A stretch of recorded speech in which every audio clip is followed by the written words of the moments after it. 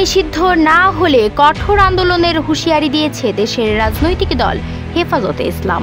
শুক্রবার বাইতুল মোকাররম মসজিদে জুম্মার নামাজ শেষে বিক্ষোভ সমাবেশ করে দলটি। সেখানেই ইসকন নিষিদ্ধের ব্যাপারে হুঁশিয়ারি দেয় তারা।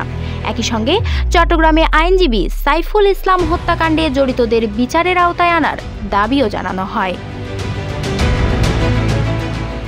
আইনজীবী সাইফুল ইসলাম হত্যার ঘটনায় বিক্ষোভের ডাক দেয় হেফাজতে ইসলাম। এ নিয়ে শুক্রবার সকাল থেকেই জাতীয় মসজিদ বাইতুল মোকাররমের সামনে নিরাপত্তা জোরদার করা হয়।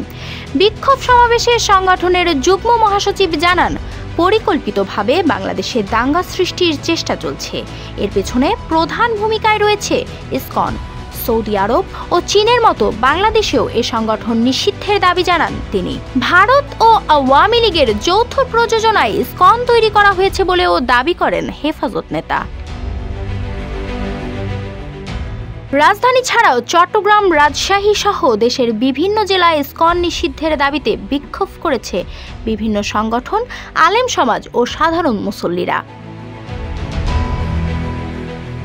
এদিকে চট্টগ্রামেও বিক্ষোভ সমাবেশ করেছে হেফাজতে ইসলাম। বিক্ষোভে ইসকন নিষিদ্ধ ও আইনজীবী হত্যার ইস্যুতে বিভিন্ন দাবি তোলেন বক্তারা। তারা বলেন, সরকার ইসকনকে দ্রুত নিষিদ্ধ না করলে বাংলার মুসলিম জনতা ইসকনকে নিষিদ্ধ ঘোষণা করবে। আইনজীবী হত্যার ইস্যুতে বক্তারা দাবি করেন, বাংলাদেশে দাঙ্গা লাগিয়ে ভারতের হস্তক্ষেপের আশায় এই হত্যাকাণ্ড ঘটানো হয়েছে। একই দাবি নিয়ে রাজশাহীর 0 পয়েন্টে বিক্ষোভ করেছে ওলামা ও তৌহিদি জনতা। এছাড়াও শহরের বিভিন্ন স্থান থেকে বিক্ষোভ মিছিল বের করেন মুসল্লিরা।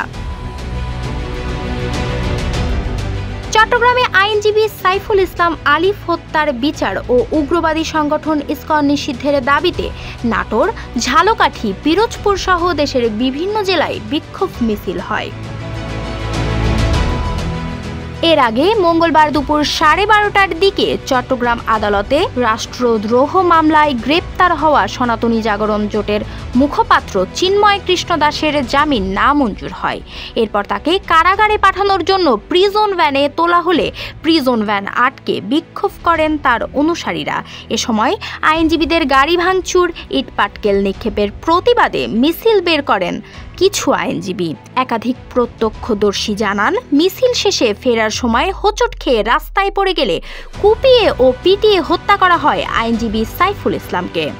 Firdousi Swarna, news desk, Ittefaq.